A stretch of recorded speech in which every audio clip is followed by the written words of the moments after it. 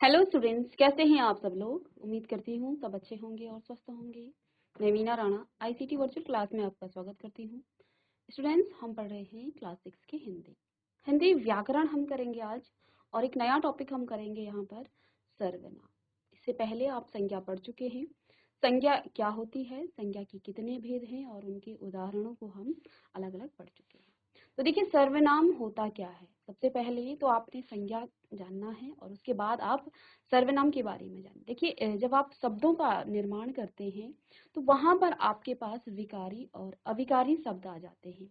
विकारी शब्द वे होते हैं जिनमें लिंग, वचन, कारक और काल के आधार पर परिवर्तन आ जाता है, और अविकारी शब्द जिनमें लिंग, वचन और काल के आधार पर कोई परिवर्तन नहीं आता है, वे आपके अविकारी शब्द कहलाते हैं। आगे की क्लासेस में हम इसको डिटेल में पढ़ेंगे। अभी हम थोड़ा सा इसमें जैसे संज्ञा पढ़ेंगे, सर्वनाम, इसके बाद विशेषण, क्रिया विशेषण, ये पढ़ने वाले हैं।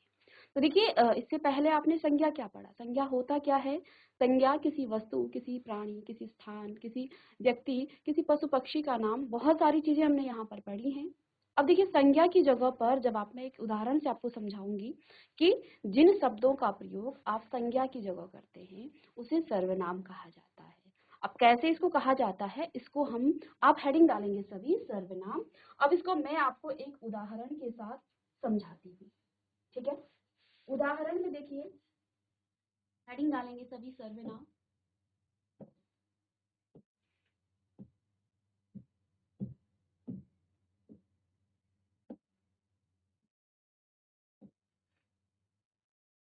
सबसे पहले आपने क्या पढ़ा, संज्ञा,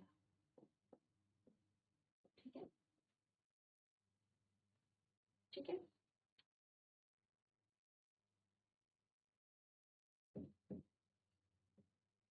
राम, कक्षा,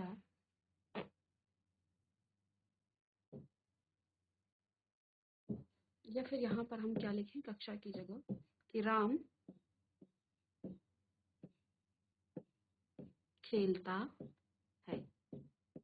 तो यहाँ पर एक वाक्य मैंने लिखा जिसमें मैंने लिखा है राम खेलता है। तो आपने क्या देखा, कौन खेलता है, ये राम खेलता है। और राम यहाँ पर किसी प्राणी का नाम है, किसी लड़के का नाम है, इसलिए ये आपका क्या है, संज्ञा है, ठीक है।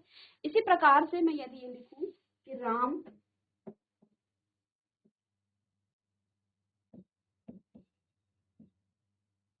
स्कूल जाता है,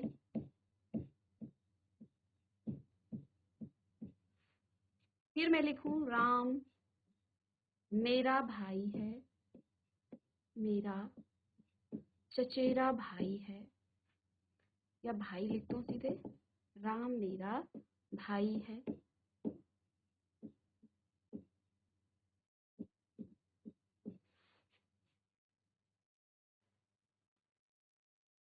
फिर राम के पिताजी पिताजी शिक्षक हैं।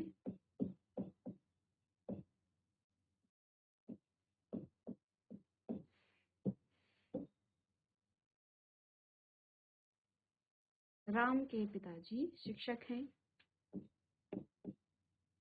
राम की बहन का नाम, राम की बहन का नाम रिया है। अब आप देख पा रहे हैं मैंने इतने सारे वाक्य राम के लिए क्यों लिखे हैं। संज्ञा के बाद आपको सर्वनाम की आवश्यकता क्यों पड़ी, सर्वनाम की आवश्यकता हमें किस लिए पड़ी संज्ञा की, क्या जबकि हम संज्ञा के स्थान पर ही सर्वनाम का प्रयोग करते हैं। ये वाक्य मैं आपको पहले कह चुकी हूँ कि जिन शब्दों का प्रयोग आप संज्ञा के स्थान पर करते हैं वे शब्द आपके सर्वनाम कहलाते हैं। अब सर्वनाम की आवश्यकता क्यों पड़ी, देखिए मैंने यहाँ पर, अब देखिए जब आप निबंध लिखते हैं तो आप क्या करते हैं, आप जैसे आपको गाय पर निबंध आ गया है तो हर बार आप गाय गाय गाय लिखते हैं, या फिर मेरा प्रिय मित्र, इस पर आप जब निबंध लिखते हैं तो वहां पर आपको इसकी आवश्यकता पड़ती है। वहां पर आप अलग अलग विशेषण, सर्वनाम, इस प्रकार से आप इनका प्रयोग जब आप करेंगे तो आपका जो निबंध है वो दिखने में बड़ा आकर्षित लगेगा और आपको अच्छे मार्क्स भी मिलेंगे। ठीक है, क्योंकि आगे आपका निबंध में बहुत बड़ा रोल है आगे की क्लासेस में।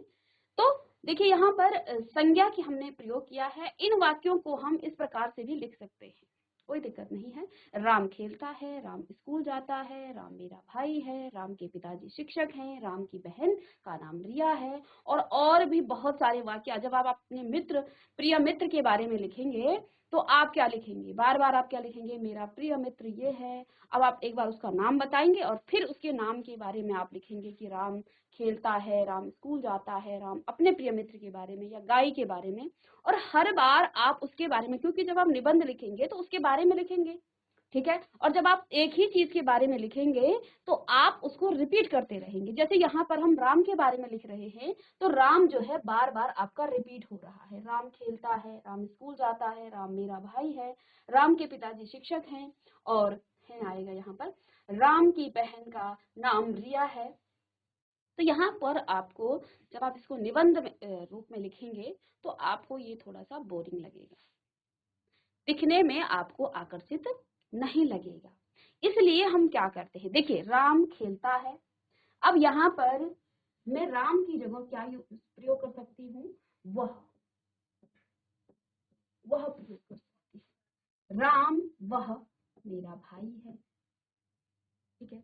राम के पिताजी, अब राम की जगह आप क्या लिख सकते हैं, उसके पिताजी, उसके पिताजी शिक्षक हैं। राम की बहन, राम उसकी बहन का नाम क्या है। तो यहाँ पर आप राम की जगह पर वह, उसके, उसकी, इस प्रकार के शब्दों का प्रयोग जब आप करेंगे तो आपका वाक्य दिखने में थोड़ा अलग भी दिखेगा, है ना। लेकिन है वो वही चीज, हम राम के लिए ही वह का प्रयोग कर रहे हैं, हम राम के लिए ही उसके शब्द का प्रयोग कर रहे हैं, हम राम के लिए ही उसकी शब्द का प्रयोग कर रहे हैं। है तो वो राम के लिए ही है, लेकिन अब हम राम न लिख करके कुछ नए शब्दों का यहाँ पर प्रयोग कर रहे हैं। इसी को कहा जाता है सर्वनाम। सर्वनाम का प्रयोग संज्ञा के स्थान पर क्यों किया गया है कि जब आप एक ही शब्द को बार बार रिपीट करके वो बोरिंग न लगे। क्योंकि देखिए आप हर बार एक ही बार को बार बार लिखें तो उसको पढ़ने में और सुनने में वो बोरिंग लगता है, लेकिन जब आप उसके इस प्रकार के शब्दों का प्रयोग करेंगे तो फिर वो जो वाक्य है वो अलग भी दिखेगा और वो आपको आकर्षित भी लगेगा, ठीक है। तो यहाँ पर आप क्या लिख सकते हैं कि संज्ञा का प्रयोग बार बार करने से क्या हो जाता है। अब देखिए एक ही वाक्य है तो वहां पर तो आप कर सकते हैं, लेकिन जब आप निबंध वगैरह लिखते हैं तो वहां पर आप एक ही शब्द को बार बार प्रयोग करते हैं तो वो आपको क्या लगता है, वो थोड़ा सा अरुचिकर लगता है, ठीक है। तो इन शब्दों की जगह पर हम कुछ नए शब्दों का निर्माण करते हैं, उसी को कहा जाता है सर्वनाम। तो यहाँ पर आप देख पाएंगे जो राम है, ये राम, सॉरी, जो राम है, राम आपका क्या है, ये संज्ञा है। राम आपका क्या है, संज्ञा है, क्योंकि ये किसी व्यक्ति का नाम है। लेकिन संज्ञा की जगह पर आपने वह शब्द प्रयोग किया, साथ में आपने उसके शब्द प्रयोग किया, साथ में आपने उसकी शब्द प्रयोग किया। फिर आप किस प्रकार से और भी शब्दों का प्रयोग कर सकते हैं, यह, वह, ये, वे, आगे हम बताएंगे, ये एक वचन बहुवचन में भी आते हैं, ये वे, है ना। मैं, अपने लिए आप प्रयोग करेंगे, मैं, मेरा, तुम, तुम्हारा, उसका, उसकी तो हो गया है, ठीक है। तो ये है कुछ सर्वनाम शब्द। सर्वनाम शब्द आगे हम आपको डेफिनेशन लिखाएंगे इसकी परिभाषा, लेकिन अभी हम समझाने के लिए आपको बता दें कि जिन शब्दों का प्रयोग आप संज्ञा की जगह करते हैं वही शब्द आपके सर्वनाम कहलाते हैं। और सर्वनाम की आवश्यकता क्यों पड़ी ये मैंने आपको यहाँ पर बता दिया है कि कभी भी आप जब निबंध लिखते हैं, अब जिसके बारे में आप लिखेंगे तो बार बार उसी के बारे में लिखेंगे। आपको गाय पर निबंध आ गया, आपको रक्षाबंधन पर निबंध आ गया, आपको अपने प्रिय मित्र पर निबंध आ गया, तो आप बार बार प्रिय मित्र ना लिख करके, बार बार गाय ना लिख करके फिर आप सर्वनाम शब्दों का प्रयोग करते हैं। तो जब आप सर्वनाम शब्दों का प्रयोग करेंगे तो वाक्य जो है आपको थोड़ा अलग लगेगा और वाक्य आकर्षित भी लगेगा। जैसे यहाँ पर जब तक राम राम था तो ऐसा लग रहा था कि कितना बोरिंग, आप देखिए ये तो कुछ ही आपके वाक्य हैं और वाक्यों को जब हम लिखेंगे तो बहुत बोरिंग लग जाएगा पढ़ने में। लेकिन जब सर्वनाम आप प्रयोग करेंगे तो वाक्य भी आपका अलग लगेगा और वो पढ़ने में रुचिकर भी आपको लगेगा कि राम खेलता है, वह स्कूल जाता है, वह मेरा भाई है, उसके पिताजी शिक्षक हैं, उसकी बहन का नाम रिया है, और इस प्रकार से आप अन्य शब्दों का भी प्रयोग कर सकते हैं। तो ये है सर्वनाम। ठीक है, अब इसकी परिभाषा हम यहाँ से लिखेंगे, ये तो आपको समझाने के लिए था। परिभाषा आप यहाँ से लिखेंगे तो देखिए, संज्ञा के बदले में आने वाले शब्द को सर्वनाम कहते हैं। उदाहरण मैंने आपको बता दिया है, पीछे मैंने आपको समझा दिया है, यहाँ से आप सर्वनाम की परिभाषा लिख सकते हैं। तो हेडिंग डालेंगे सर्वनाम और लिखेंगे कि संज्ञा के बदले में आने वाले शब्द को सर्वनाम कहते हैं। उदाहरण मैं, तुम, आप, वह, वे आदि, और भी बहुत सारे शब्द हैं। तो अलग अलग शब्दों को हम अभी आप आगे समझाएंगे। ठीक है, तो ये है आपका सर्वनाम, जल्दी से इसे लिखें। इसके बाद दूसरा पॉइंट है, संज्ञा के स्थान पर प्रयुक्त होने वाले शब्द को सर्वनाम कहते हैं। संज्ञा की पुनरुक्ति न करने के लिए सर्वनाम का प्रयोग किया जाता है। जैसा कि मैं आपको बता चुकी हूँ कि आपको संज्ञा बार बार ना लिखनी पड़ी, उसकी जो है बार बार आपको पुनरुक्ति ना करना पड़े, इसलिए सर्वनाम का प्रयोग किया जाता है। क्यों सर्वनाम की आवश्यकता पड़ी? क्योंकि वाक्य आपका बोरिंग लग रहा था, आपने अपने मित्र पर लिखा और बार बार आप लिख रहे हैं मेरे मित्र, पहले तो आप लिखेंगे मेरे मित्र का नाम जो भी है, डॉट डॉट है, और बार बार आप उसके बारे में उसका नाम लिखे जा रहे हैं। तो जो आपका पढ़ने में और लिखने में दोनों में आपको क्या लगेगा, वो वाक्य दिखने में भी अरुचिकर लगेगा। तो ताकि वो जो वाक्य है वो अच्छा लगे, अच्छा दिखे, पढ़ने में आपको रुचिकर लगे, पढ़ने को आगे जो है आप उसको पूरा पढ़ें, इसके लिए सर्वनाम का प्रयोग किया जाता है। ठीक है, जैसे मैं, तू, तुम, आप, वह, वे आदि शब्द किसमें आ जाते हैं? ये सर्वनाम में ही आते हैं। ठीक है, तो देखिए, सर्वनाम सार्थक शब्दों के 8 भेदों में एक भेद है। ठीक है, जो सार्थक शब्द हैं उसके 8 भेद हैं, उसमें से एक है आपका सर्वनाम। व्याकरण में सर्वनाम एक विकारी शब्द है। जैसे कि मैं आपको बता चुकी हूँ, 4 विकारी शब्द हैं, जिसमें आपका पहला आप संज्ञा पढ़ चुके हैं, दूसरा आपका सर्वनाम है, इसके बाद आपका क्रिया है और फिर आपका विशेषण है। ये 4 आपके विकारी शब्द हैं। मैं आपको बताया, जब शब्द निर्माण किया जाता है आगे की क्लासेस में, अभी तो आप छोटी क्लासेस में हैं, बड़े क्लासेस में आपको पूरा डिटेल में बताया जाएगा कि विकारी शब्द क्या होते हैं, जिनको लिंग, वचन, कारक और काल के आधार पर उनको परिवर्तित किया जा सकता है। जैसे मैंने कहा कि वह, तो देखो वह क्या है, एक संज्ञा है, यानी राम है। अब राम आपका पुरुष एक वचन है। ठीक है, या मैं कुछ और शब्दों का प्रयोग करूं तो मैं आपके आगे बताऊंगी। ठीक है, किस प्रकार से आप इसको परिवर्तित कर सकते हैं। ठीक है, पहले हम इसको डिटेल में पढ़ लेते हैं। तो देखिए,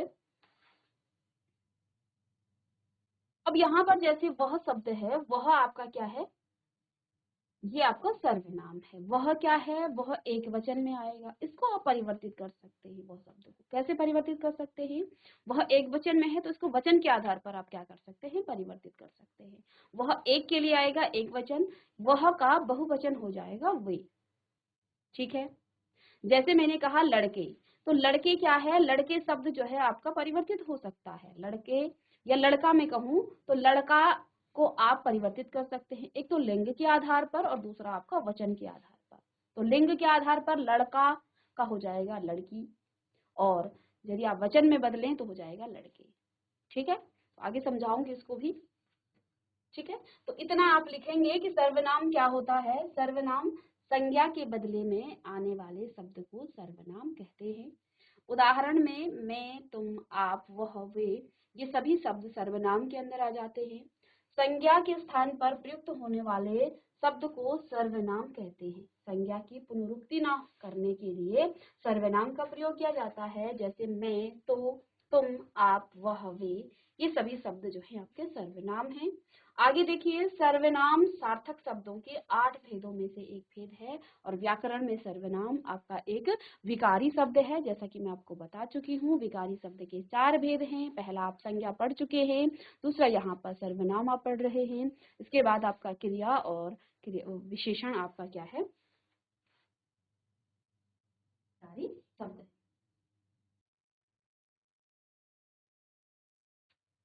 चलिए जल्दी से इसे नोट करेंगे। चलिए ये आपका हो गया। अब यहाँ पर आप पढ़ेंगे सर्वनाम के भेद। सर्वनाम के भेद, हेडिंग डालिए सर्वनाम के भेद। तो देखिए यहाँ पर 6 भेद सर्वनाम के हैं। पहला है आपका पुरुषवाचक सर्वनाम। इसको आप फ्लो चार्ट के माध्यम से भी लिख सकते हैं। आप एक लाइन सर्वनाम के लिए लिखें, यहाँ से एक लाइन खींचिए और 6 अलग अलग आप यहाँ पर इनके भेदों के नाम आप लिख सकते हैं। तो देखिए पहला है आपका पुरुषवाचक सर्वनाम, दूसरा है आपका निश्चयवाचक सर्वनाम, तीसरा है आपका अनिश्चयवाचक सर्वनाम, संबंधवाचक सर्वनाम, प्रश्नवाचक सर्वनाम और निजवाचक सर्वनाम। 6 भेद लिखेंगे। देखिए क्लासेस के आधार पर आप सर्वनाम को देखिए यहाँ हम पढ़ेंगे, आगे हम इसको और डिटेल में पढ़ेंगे और डेप्थ में जाएंगे। अभी हम आपको इसके भेद बताएंगे और थोड़ा सा इसके बारे में इंट्रोडक्शन आपको कराएंगे। ठीक है, इतना आपको जानना है कि संज्ञा के स्थान पर सर्वनाम का प्रयोग किया जाता है और साथ में सर्वनाम के कितने भेद हैं ये भी आपको पता होना चाहिए। पहला पुरुषवाचक सर्वनाम, दूसरा निश्चयवाचक सर्वनाम, अनिश्चयवाचक सर्वनाम, संबंधवाचक सर्वनाम, प्रश्नवाचक सर्वनाम और निजवाचक सर्वनाम। जल्दी से इसे नोट करें, इसके बाद हम नेक्स्ट पढ़ेंगे।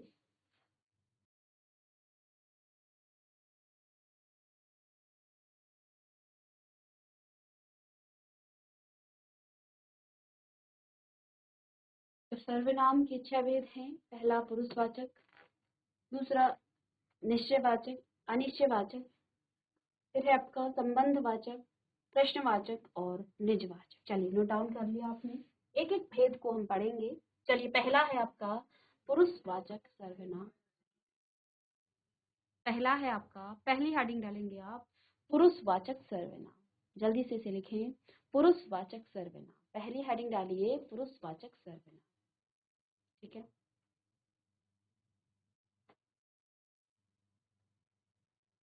तो पुरुषवाचक सर्वनाम का प्रयोग आप कहाँ करेंगे? देखिए जब भी आप किसी वाक्य का प्रयोग करते हैं, पुरुषवाचक सर्वनाम का प्रयोग आप कहाँ करेंगे? देखिए बोलने वाले, सुनने वाले, जहां पर बोलने वाला और सुनने वाला उपस्थित हो और जो वहां उपस्थित नहीं है, यानी किसी तीसरे के बारे में आप बात कर रहे हैं। देखिए अभी आप और हम जो हैं आपस में बातें कर रहे हैं, पढ़ाई कर रहे हैं, हम पढ़ रहे हैं, आप सुन रहे हो, मैं बोल रही हूँ, मुझे वक्ता कहा जाएगा और आपको श्रोता कहा जाएगा। ठीक है, और जब हम किसी तीसरे के बारे में बात करेंगे तो फिर हम क्या कहेंगे? फिर हम कहेंगे वो आपका अन्य हो जाएगा।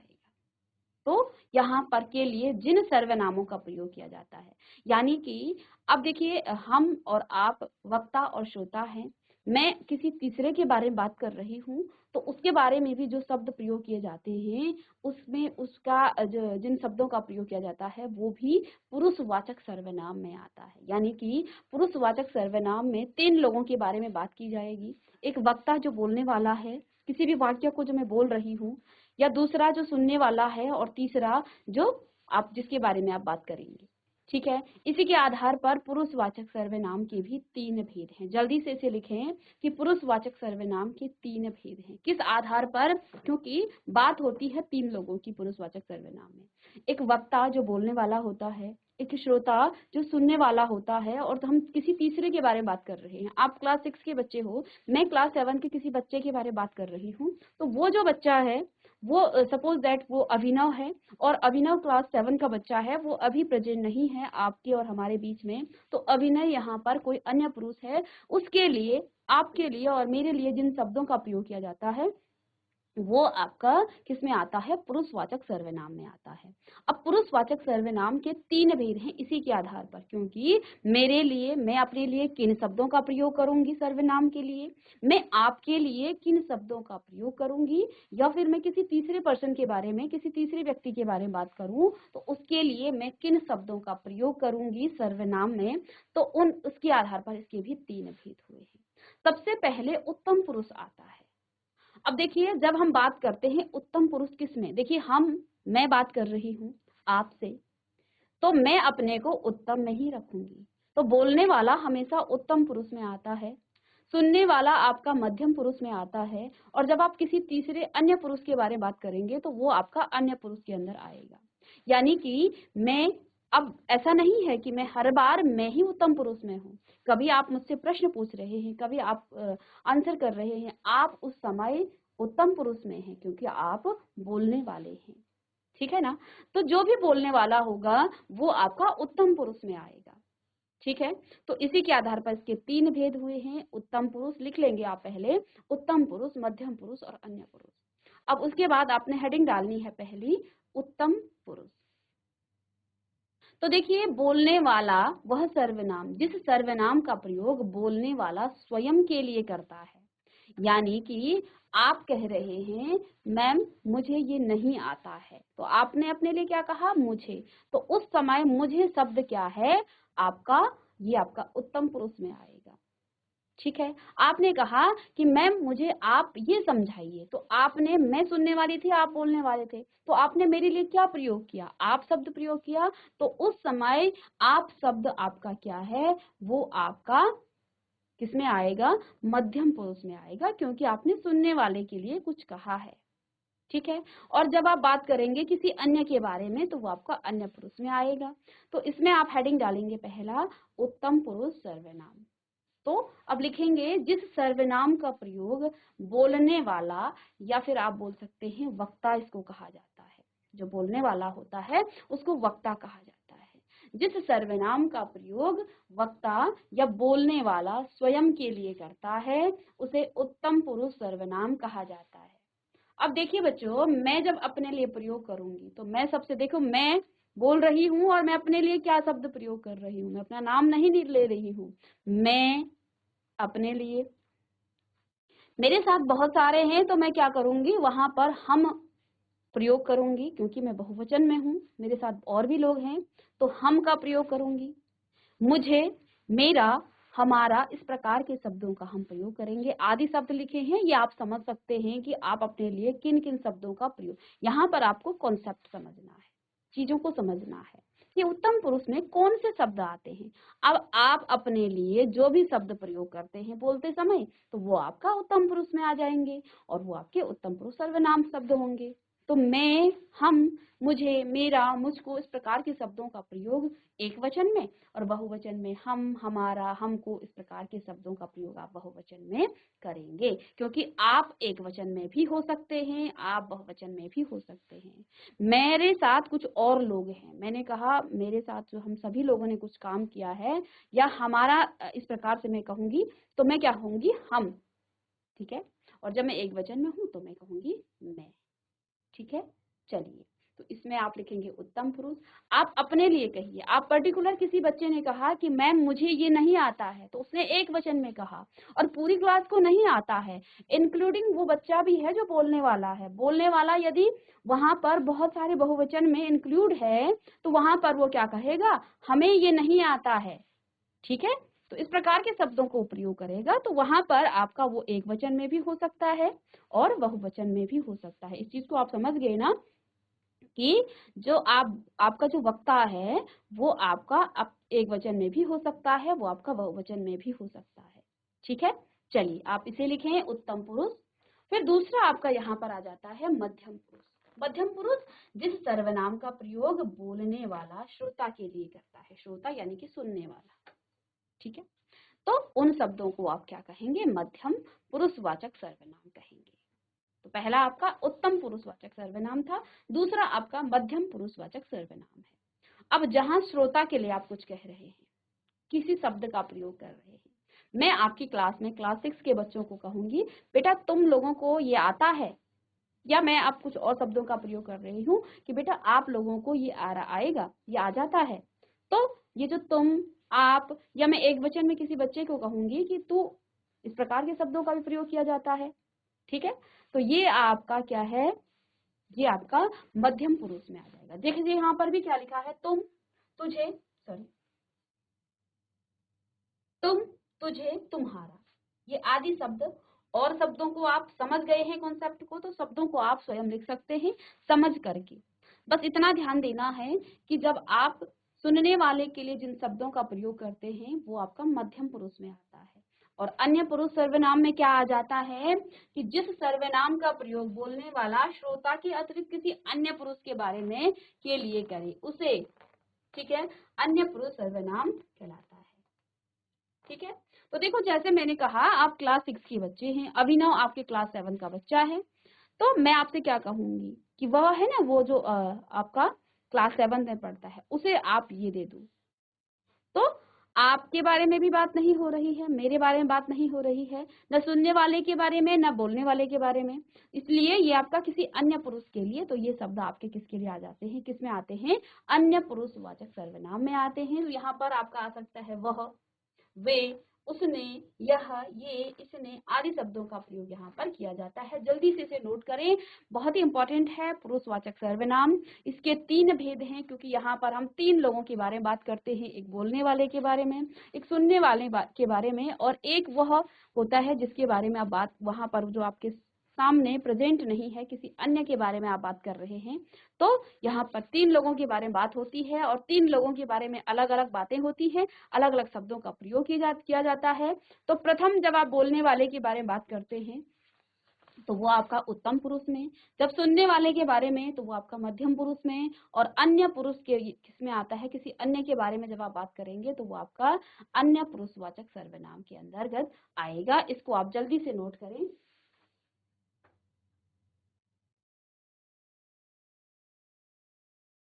तो 6 भेद हमने पढ़े सर्वनाम के। इसमें पहला भेद है आपका पुरुषवाचक सर्वनाम। तो पुरुषवाचक सर्वनाम के भी 3 भेद, उत्तम पुरुष, मध्यम पुरुष और अन्य पुरुषवाचक सर्वनाम, ये 3 इसके भेद हैं। और 3 भेदों के बारे में, उत्तम पुरुष जिसमें आप वक्ता के बारे में बात करेंगे या वक्ता के लिए जिन शब्दों का प्रयोग करेंगे, मध्यम पुरुष श्रोता के लिए जिन शब्दों का प्रयोग करेंगे या अन्य पुरुष के लिए जिन शब्दों का प्रयोग करेंगे वो आपका अन्य पुरुष में आएगा। अब इसके बाद नेक्स्ट है आपका निश्चयवाचक सर्वनाम। हेडिंग डालिएगा निश्चयवाचक सर्वनाम। चलिए हेडिंग डालिए निश्चयवाचक सर्वनाम। तो देखिए, जो शब्द सर्वनाम किसी व्यक्ति, वस्तु आदि की ओर निश्चय पूर्वक संकेत करे, तो आप संकेतवाचक भी कह सकते हैं। ठीक है, तो निश्चय है, वे निश्चयवाचक सर्वनाम कहलाते हैं। जैसे यह, वह, ये सर्वनाम शब्द किसी विशेष व्यक्ति का निश्चय पूर्वक बोध करा रहे हैं, ये आपके निश्चयवाचक सर्वनाम कहलाते हैं। इतना आप लिख लीजिएगा। उदाहरण में आप समझिएगा पहले कि यह पुस्तक सोनी की है। तो देखो किसी निश्चित व्यक्ति की तरफ संकेत हो रहा है। तो यह शब्द यहाँ पर क्या बता रहा है कि कोई निश्चय जो है, निश्चित वस्तु है, पुस्तक है।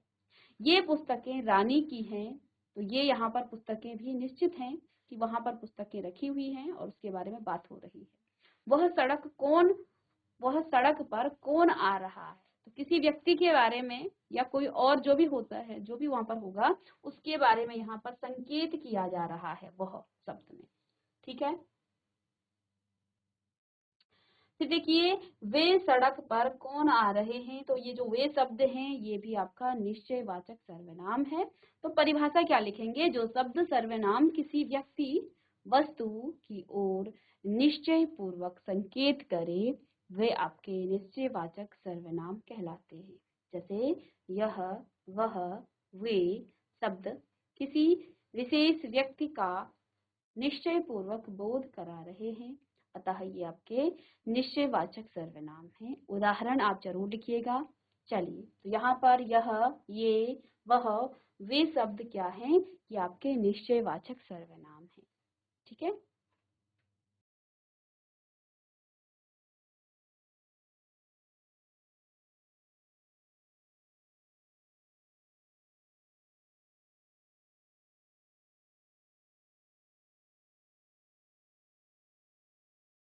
अब आइए आगे देखिए, इसका थर्ड है यहाँ पर अनिश्चयवाचक सर्वनाम। तो देखिए, इससे पहले हम निश्चयवाचक सर्वनाम पढ़ चुके हैं, जिसमें आप किसी निश्चित व्यक्ति, किसी निश्चित वस्तु के बारे में आप संकेत करते हैं, वो आपका आपका क्या हो जाता है, निश्चयवाचक सर्वनाम। तो इसी का रिवर्स ये हो जाएगा, उल्टा हो जाएगा कि जिन सर्वनाम शब्दों के द्वारा किसी निश्चित व्यक्ति अथवा वस्तु का बोध ना हो, वे अनिश्चयवाचक सर्वनाम। जैसे कोई, कुछ आदि शब्द जो है सर्वनाम कौन से हैं, ये आपके अनिश्चयवाचक सर्वनाम शब्द हैं। ठीक है, इनसे जो है किसी विशेष व्यक्ति अथवा किसी विशेष वस्तु का जो है निश्चय नहीं हो रहा है, अतः ये आपके क्या है, अनिश्चयवाचक सर्वनाम। जैसे द्वार पर कोई खड़ा है, अब ये कोई शब्द कौन है, उसके बारे में आप नहीं जानते हैं, कोई खड़ा है, अब वो कोई कौन है उसका हमें निश्चित पता नहीं है, कोई कौन है। कुछ पत्र देख लिए गए हैं, अब कुछ पत्र, ये जो कुछ शब्द है ये भी आपका अनिश्चयवाचक सर्वनाम है। ठीक है, और कुछ देखने हैं, तो कुछ कितने हैं, कितने देख लिए गए हैं, इनके बारे में कोई निश्चित जो है हमें बात पता नहीं है, तो निश्चय हमें पता नहीं है, इसलिए ये आपका क्या आ जाएगा, अनिश्चयवाचक सर्वनाम के अंदर आ जाएगा। तो इसको भी आप नोट कर लीजिएगा। चलिए, तो देखिए, यहाँ आज की क्लास में आपने सर्वनाम के बारे में पढ़ा।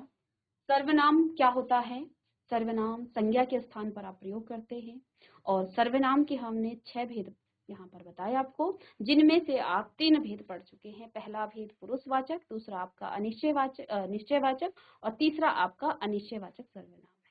ठीक है, तो अब आगे जो भेद हैं उनको हम नेक्स्ट क्लास में डिस्कस करेंगे, इसलिए मिलते हैं नेक्स्ट क्लास में। तब तक के लिए thank you and have a nice day.